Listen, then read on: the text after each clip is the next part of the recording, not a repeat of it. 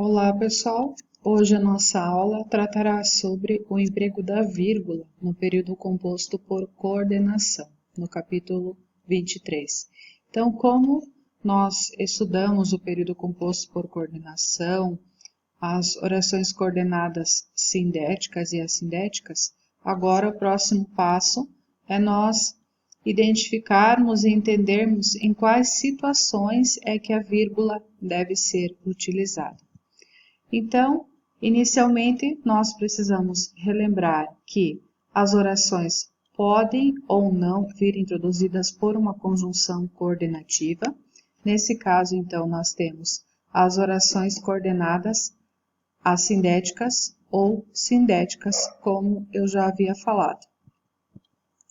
As assindéticas, então, são aquelas orações coordenadas que não se apresentam com a mediação de uma conjunção.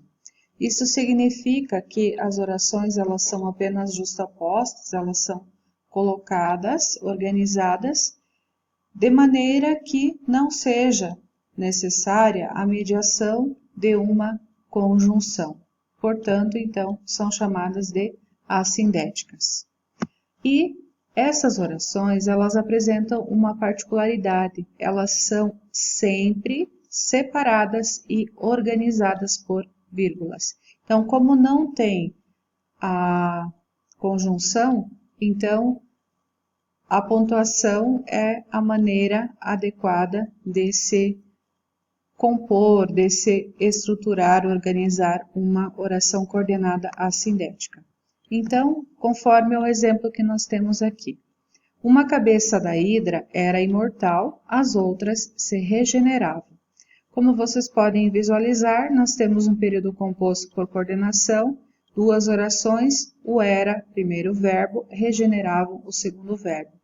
Então, uma cabeça da hidra era imortal. Nós temos uma oração coordenada assindética.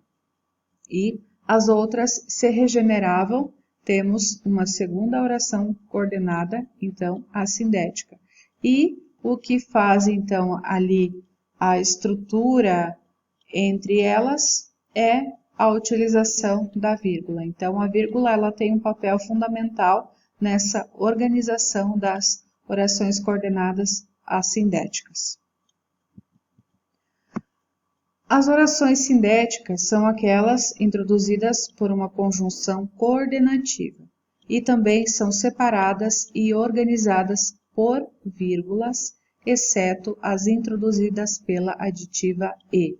Então, assim como as sindéticas também, elas contam com o auxílio da vírgula, com exceção daquelas que são introduzidas pela conjunção e, que indica adição. Então, vamos aos casos.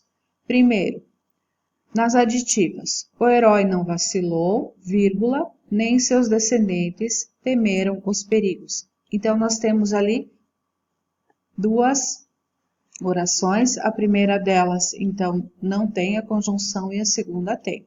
Nem seus descendentes temeram os perigos. E o nem, nesse caso, é uma conjunção aditiva. E temos que lembrar que somente as aditivas que são introduzidas pelo e, pela conjunção e, é que não levam vírgula, que não são organizadas ou separadas por vírgula. As demais, sim, conforme é o caso aqui. Nas alternativas, ou enfrentava os desafios, vírgula, ou vivia cheio de traumas. Então, nós temos ali duas orações coordenadas sindéticas, no caso, as duas alternativas, e separadas, então, pela vírgula.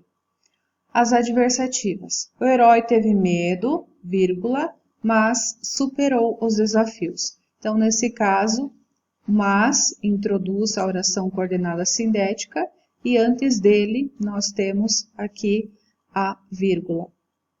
No caso das adversativas, nós poderíamos muito bem ter aqui também o entretanto, todavia e o porém, que exerceriam da mesma forma a mesma função.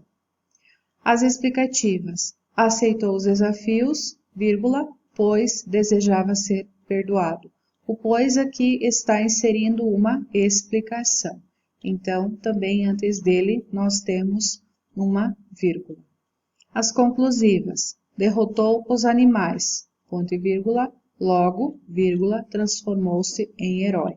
Então, nesse caso aqui, nós também temos a sinalização da oração coordenada sindética conclusiva com o auxílio da vírgula. Então, todas elas recebem a vírgula, todas elas devem ser separadas, organizadas por vírgulas, com exceção da aditiva e.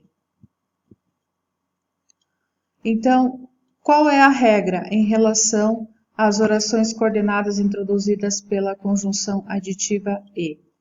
A vírgula é proibida entre orações quando se referirem ao mesmo sujeito, ou seja, quando nós tivermos uma estrutura que apresenta somente o predicado e faz referência ao mesmo sujeito, ela é proibida.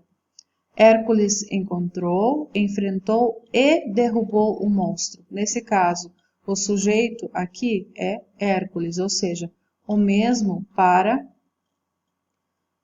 as três orações. Então, não se usa a vírgula com aditiva e de mesmo sujeito. Então, como nós temos Hércules encontrou, Hércules enfrentou e Hércules derrubou o monstro, então, justamente por se tratar do mesmo sujeito, nós não podemos aqui colocar a vírgula. A vírgula, ela é opcional em algumas situações. E quando isso acontece? Quando as orações coordenadas têm sujeitos diferentes. No caso, Hércules cortava as cabeças, vírgula, e seu amigo as cauterizava. Então, aqui, por que é permitido o uso da vírgula antes do e?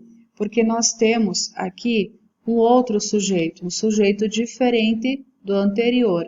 Então, Hércules cortava as cabeças, Hércules é o sujeito da primeira e seu amigo é o sujeito da segunda. Então, nós temos o verbo cortava e também o verbo cauterizava.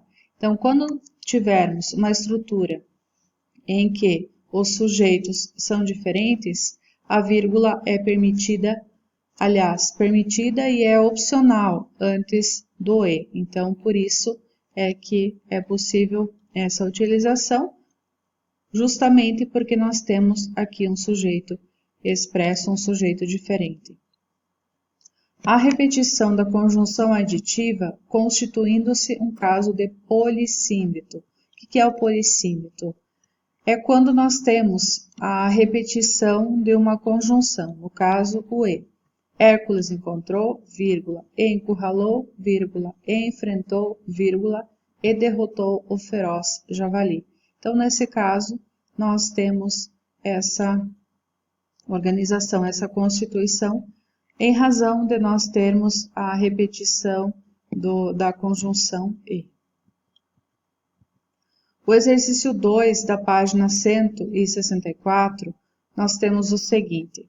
Analise o período a seguir. Hércules o perseguiu pela floresta, encurralou-o nos picos nevados de Erimanto, desequilibrou e derrubou a fera.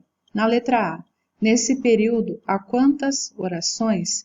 Então, primeiramente, para que nós possamos identificar a quantidade de orações, temos que identificar os verbos. Nesse caso, nós temos perseguiu, encurralou, desequilibrou, derrubou. Então, consequentemente, nós temos aqui 4 orações.